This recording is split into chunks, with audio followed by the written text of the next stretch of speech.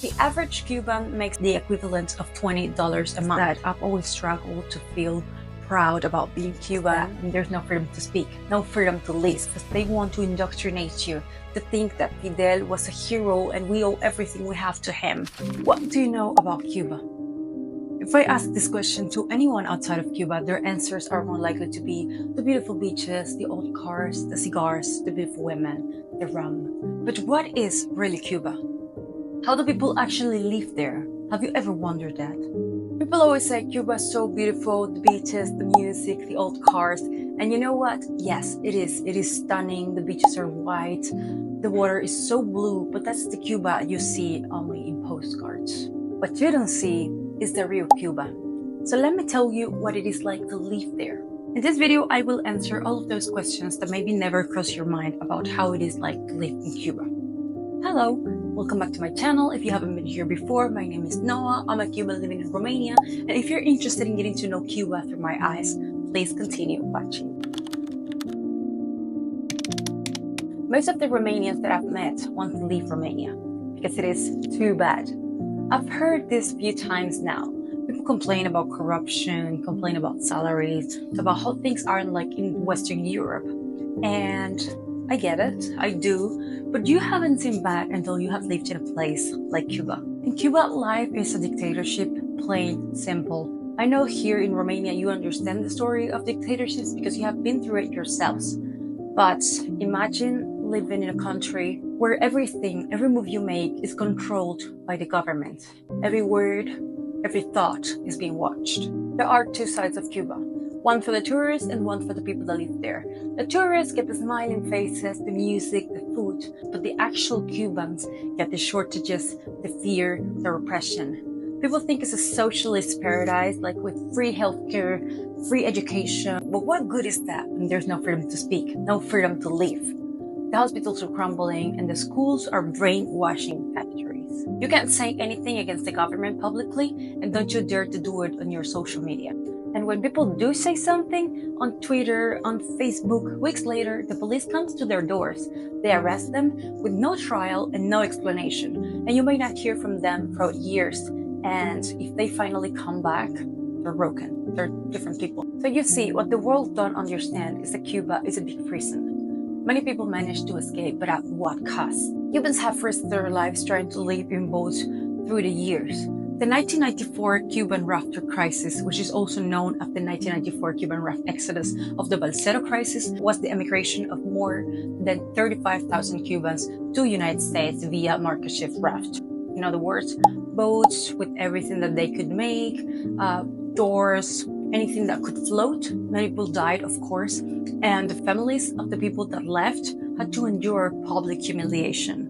They would fire them from their jobs, throw eggs, and if they wanted to continue to have like a regular life, they would have to say that what their family members did by leaving was a disgrace.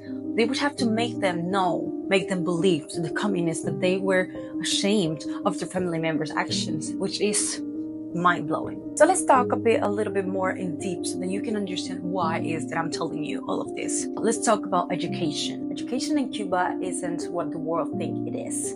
People say, oh, Cuba has free education. Sure, it's free. But what are we taught? From a very young age, we are fed propaganda. The history we learn is the history that the government wants us to believe.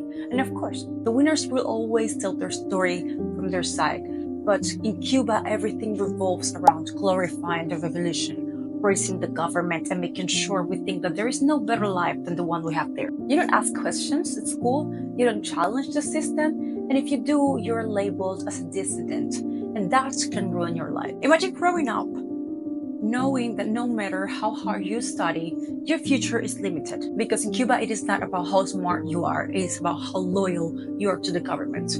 Opportunities aren't earned, they are given to those who deserve it, according to the regime. These are some of the photos that I found of the books that they used to teach the kids to read in the first grade. It is embarrassing and it is very painful for me as someone who learned to read with this, how they brainwash you from such a young age. It is understandable, of course, when you're learning history, the books will talk about historic facts and people, right? But this is meant to be like this because they want to indoctrinate you to think that Fidel was a hero and we owe everything we have to him. Would you be okay if your kids learn to read like this? Talking about wars, tanks, guns, and about how bad the Americans are and how good the communists are? Now let's talk about food. Try finding basic food in Cuba is hell. We have a rationing system. Yes, rationing system. We are given tiny portions of rice, beans, a little meat, and maybe some oil that is supposed to last for the entire month. And of course, it is not for free. The shelves at the stores are empty, and if you want anything extra like milk or eggs, you either need connections or you need to buy it from the black market for a price that not much people can afford. You can also wait in line for hours hoping that there is something left when it's your turn, and sometimes there's nothing. People are hungry, but like real hunger, not like I skip lunch hunger. No, I'm talking about parents not eating so that their kids can have a meal. That is a reality, and it's sad. In this case, I feel like I was lucky. My parents always found a way to put a meal on the table. And of course, we were not always in the best economic situation, but my mom and my dad always found a way to raise me and my sister happy and healthy. And the most important part, not having the need to skip a meal. Let's talk about free healthcare. They love to brag about their free healthcare. And they have the audacity to say that it's the best in the world. Sure, it's free, but what good is it when there are no supplies, no medicine, the hospitals are falling apart, the doctors don't have the tools that they need. And if you go to a hospital in Cuba, you need to bring your own bandages, you need to bring your own sheets, even your own light bulb. There are many good doctors, of course, and they're smart and they care, but they can perform miracles with nothing. There is no medicine at the pharmacies. You need to buy it at the black markets at a very high prices, and it is illegal to do this. It is illegal to sell or buy medicine outside of the government.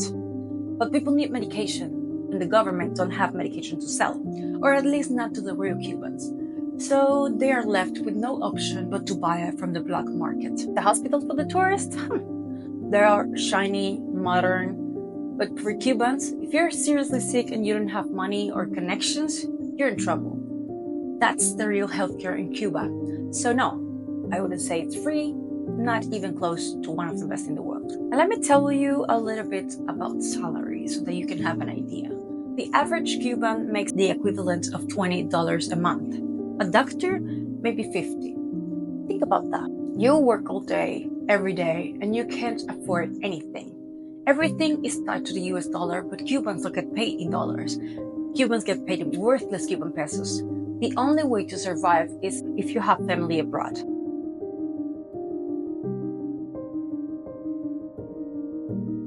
The only way to survive is if you have family abroad sending you dollars or euros. If you don't have that, well, good luck. So you see, the economy is entirely dependent on foreign money. They live in Cuba, but they survive on what's sent from the outside. And guess what? The government controls those dollars too.